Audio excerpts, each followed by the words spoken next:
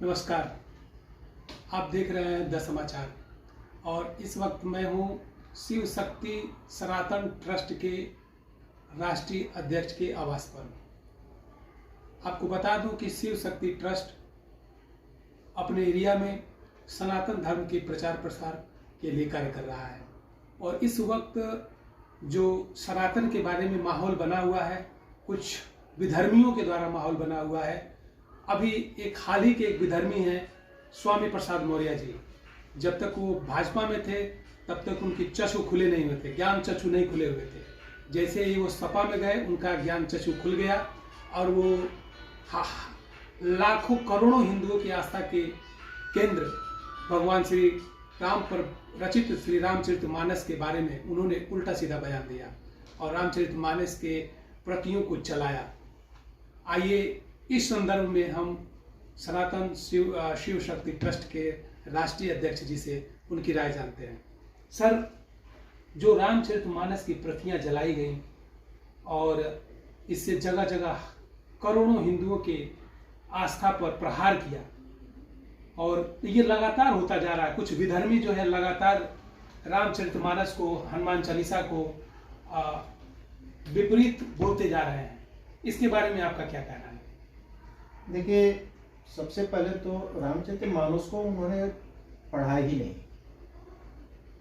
और रामचरितमानस सारगर्भित है, उसको उनके समझने की बस नहीं है। उनके पूरे पीढ़ी दर पीढ़ी भी अगर पढ़ता रहे तो उसमें नए नए वो आता रहेगा और उसके अर्थ निकलते रहेंगे और वो समझ नहीं पाएंगे। वो उन्होंने सिर्फ वह संवाद जो जिसका कह रहे हैं वो संवाद है समुद्र का और भगवान का, और ये सारी बातें समुद्र ने कहा है। जब भगवान बाण मारने चल रहे हैं पानी को सूखने के लिए, समुद्र को सुखाने के लिए, उस समय वह समुद्र का यह कथन था। दूसरी चीज है कि ढोल गमार शूद्र पशुनारी इस सब तारण के अधिकारी, तो तारना मैंने समझना हुआ और ये इनको समझिए तब जाकर के आप विकास कर पाएंगे। सही मानों में इनको हमें समझना है, इनके साथ सहभागिता निभानी पड़ेगी। अब रह गई बात कि ये लोग हिंदुओं को बांट करके धर्म की आड़ में समाज को बांट रहा है, सनातन धर्म को तोड़ रहा है। हमने बहुत पहले भी कहा था कि समाजवाद का नारा लगाने वाले, अब देखिए इस समय रामचरितमानस से निकला और सीधे आ गए 85 बनाम 15%। जी, अभी इन्होंने ही कहा है, स्वामी प्रसाद मौर्य ने ही, कि 85 और 15 राज्य कर रहे हैं और 85 हम लोग एक हैं, जिसमें नया उन्होंने कहा कि हम शुद्र हैं। बहुत अच्छा उन्होंने कहा। ये समाजवाद का नारा लगाने वाले 85% बनाम 15 का नारा लगा रहे हैं। इससे समाजवाद लाएंगे, समाज में दूरी बना करके, लड़ा करके, या अमीरी गरीबी की खाई पाटी जाए, इससे सरोकार नहीं। इनको जाति उन्माद भड़का करके ऊंच नीच पिछड़े का द्वंद्व करा करके समाजवाद ये लाएंगे। जब तक ये समाज लड़ेगा नहीं तब तक इनका समाजवाद पूरा नहीं होगा। दूसरा, सनातन धर्म का अपमान करके मस्जिद में कलमा पढ़ करके समाजवाद लाएंगे ये।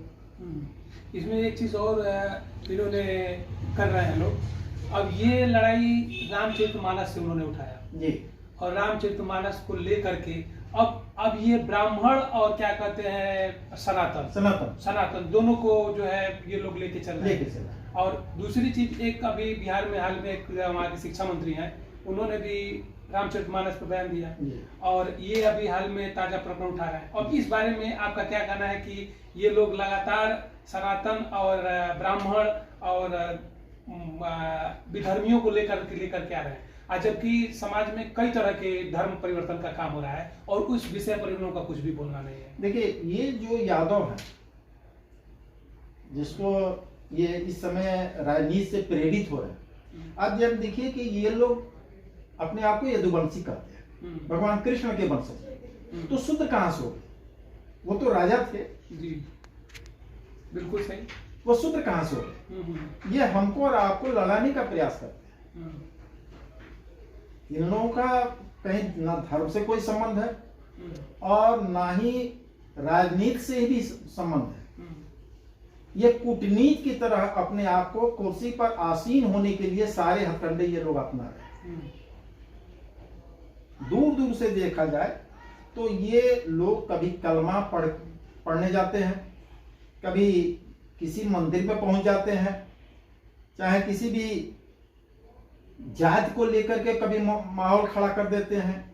इनसे और समाजवाद से कोई मतलब नहीं है। एक मकसद है हमारा और सनातन धर्म को कमजोर करने।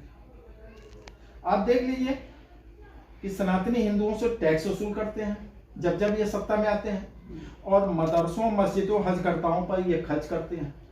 हिंदुओं से पैसा लेकर के इन पर खर्च करते हैं। सिर्फ वोट बैंकिंग, इनका संबंध है सिर्फ वोट बैंक बनाना है। और समाजवाद का असली चेहरा देख लीजिए, जाति हिंदुओं में जाति विषय में विद्वेष फैला करके, हिंदू से हिंदू लड़ा करके ये कहीं ना कहीं मुस्लिम राष्ट्र बनाने की तरफ इनका सोच। अन्यथा ये कोई धार्मिक ग्रंथ पर इनका बोलना या इससे कोई वो करना, इनका कोई संबंध ही नहीं बनता है।